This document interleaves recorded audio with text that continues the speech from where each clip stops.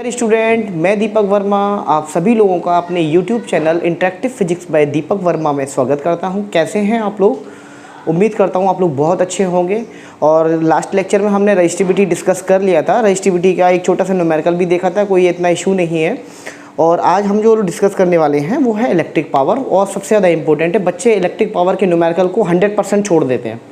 100% छोड़ देते हैं। उनको अल्टरनेटिव में कोई ऑप्शन मिलता है अगर थ्योरी का, तो वो थ्योरी अटैम्प्ट करते हैं। इस न्यूमेरिकल को बच्चे टच नहीं करते हैं।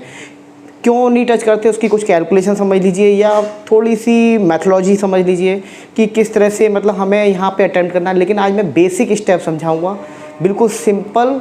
और मैं गारंटी से बोल रहा हूँ, अगर इस वीडियो को देखने के बाद में आपको अपने आप कॉन्फिडेंस आ जाएगा। तो सबसे पहले आप लोग हेडिंग डाल लीजिएगा, इलेक्ट्रिक पावर। इलेक्ट्रिक पावर होती क्या है बेटा, या मैं बता दूं, सबसे ज़्यादा इम्पोर्टेंट है। एग्ज़ाम में भी पूछा जाता है, थ्योरी तो पूछेगा ही पूछेगा, न्यूमेरिकल सबसे ज़्यादा फोकस रहता है। तो इलेक्ट्रिक पावर की अगर हम बात करें तो मान लीजिए ये हमारे पास में कंडक्टर है, रोडवेज का नहीं, बस का नहीं, करंट कैरिंग कंडक्टर। यानी कि यहाँ से आई करंट फ्लो हो रही है और इस करंट कैरिंग कंडक्टर में जो भी करंट फ्लो हो रही है, ठीक है, मैंने मान लिया यहाँ पर आई करंट फ्लो हो रही है, तो वर्क कितना हो रहा है?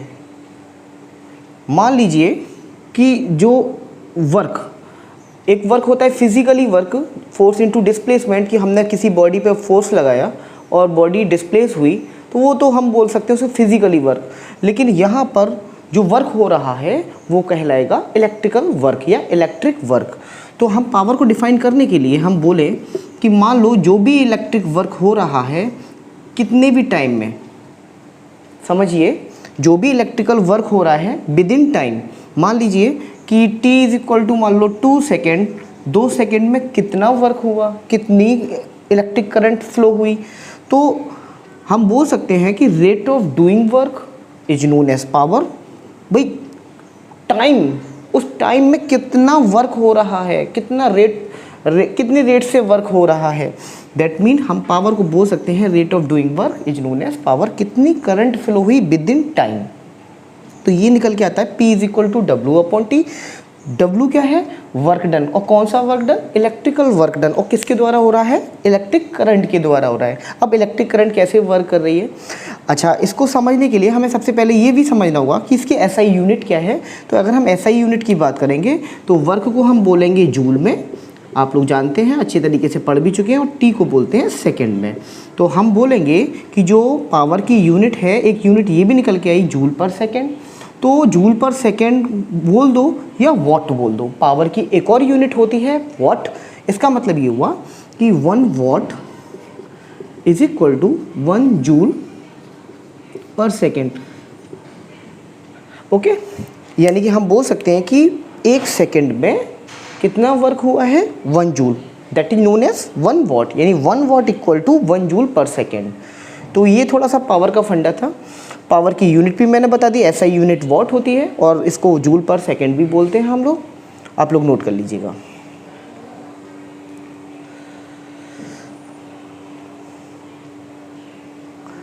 अब इलेक्ट्रिक पावर की अगर आप लोगों ने नोट कर लिया हो तो मैं एक बात और बता दूं कि इलेक्ट्रिक पावर को हम ऐसे बोल सकते हैं, मान लीजिए ये हमारे पास में एक हीटर है और हीटर का ये रेजिस्टेंस है।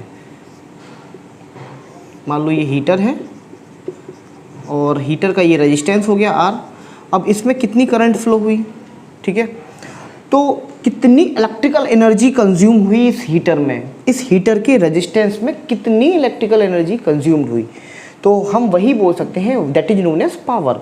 तो पावर के लिए कितनी इलेक्ट्रिकल एनर्जी कंज्यूम्ड हुई, एनर्जी वर्क सेम फिनोमेना है। Work can be converted into energy and energy can other also converted into work.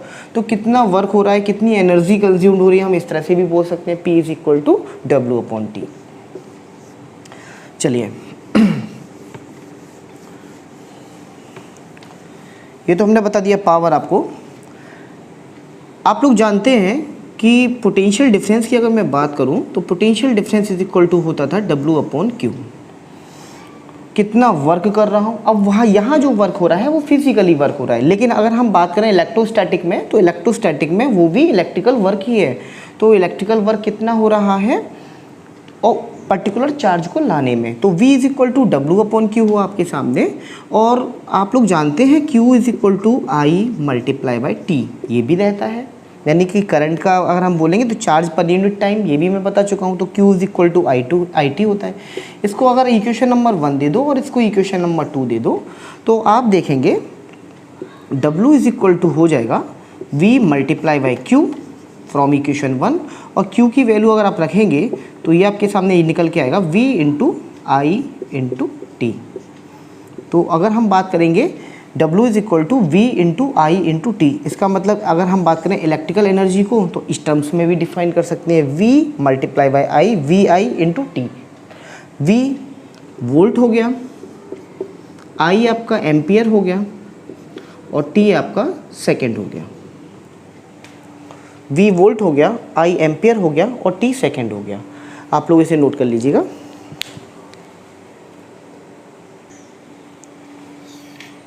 Note हो गया आप लोगों का? गर्मी बहुत है भाई। अब W इज इक्वल टू, ये तो आपका निकल के आया इलेक्ट्रिकल वर्क। अब आप लोग जानते हैं कि जो पावर रहता है वो मैंने अभी बताया है W upon T, that mean rate of doing work.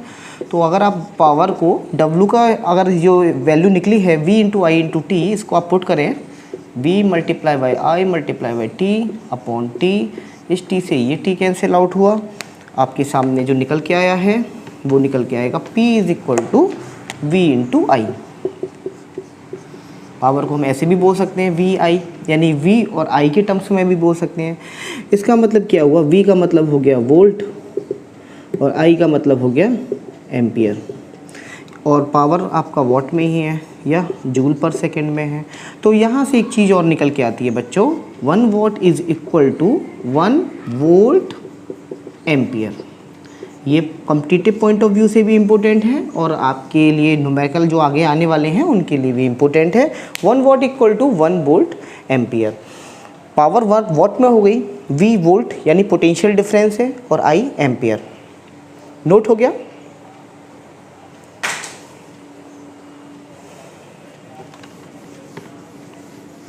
Note कर लीजिए। ओके।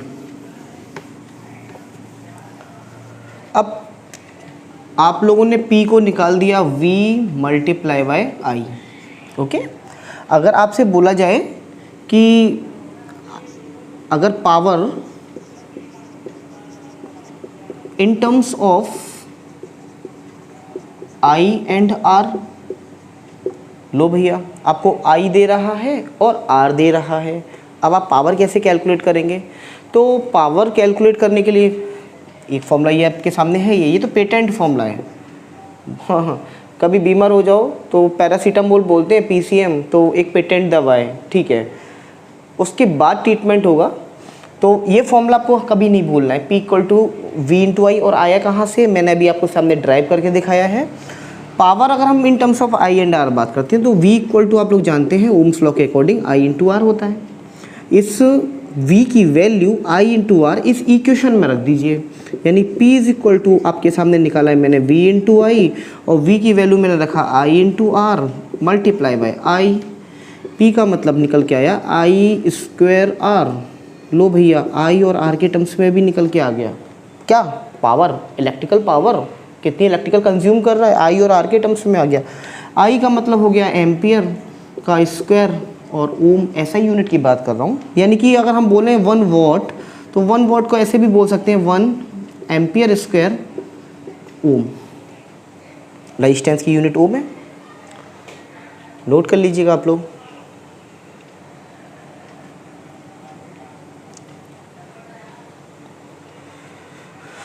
पढ़ाई नहीं कर रहे हो, शिकायतें मिल रही हैं आप लोगों की। पढ़ाई कर लो, पढ़ाई बहुत ज़रूरी है। मैं गारंटी से बोल रहा हूँ, अगर आप डेली पढ़ रहे हो, डेली अगर स्टडी कर रहे हो, और नोट्स बनाना मत भूलो, नोट्स डेली फॉलो करो और डेली पढ़ो, चाहे 10 मिनट पढ़ो लेकिन डेली पढ़ो। डेली पढ़ने से practice makes a man perfect, उतनी शार्पनेस आपके अंदर रहेगी। चलिए, पावर हमने निकाला था I और R के टर्म्स में। अगर हम यहाँ पर कई सारे हैं, मान लीजिए V equal to I R लगाया है हमने, और V और R के टर्म्स में निकालना चाहें तो चलिए फिर भी निकालते हैं। Power in terms of V and R, चलिए V और R के टर्म्स में निकालते हैं। कैसे निकालेंगे हम? आप जानते हैं ओम्स लॉ आपको कंटिन्यू लगाना है। B equal to I multiply by R, V और R के टर्म्स में निकालना है, यानी I को सेपरेट कर दो, I is equal to V upon R, और इसको इस वाली इक्वेशन में पुट कर दो। That mean P is equal to V multiply by I, और V तो आपके सामने एज इट इज है ही है, और I का मतलब V अपॉन R। इसका मतलब पावर का मतलब कितना निकल के आया? V square upon R। तो ये एक फॉर्मूला ये भी निकल के आया। अगर हम ऐसा यूनिट की बात करेंगे तो V का मतलब हो गया मेरा वोल्ट, वोल्ट स्क्वायर अपॉन ओम। मैं फिर से बात करूं, यदि 1 वॉट इक्वल टू 1 वोल्ट का स्क्वायर अपॉन ओम, OHM ओम, तो पावर हमने in terms of V and R निकाला, पावर इन टर्म्स ऑफ मैंने I एंड R निकाला, power in terms of V and I भी है। तो लगभग तीन ही वेरिएबल हैं V, I, R, और तीनों के टर्म्स में ही हम यहाँ पर निकाल चुके हैं। तो अब आप लोग देखिएगा आपके सामने फाइनली अगर मैं रिज़ल्ट की बात करूँ, कंक्लूज़न, तो आज कंक्लूज़न क्या निकल के आया है? आज का जो कंक्लूज़न है या रिज़ल्ट है, P का एक फॉर्मूला निकल के आया आपके सामने W अपॉन T। P को हमने VI भी बोला,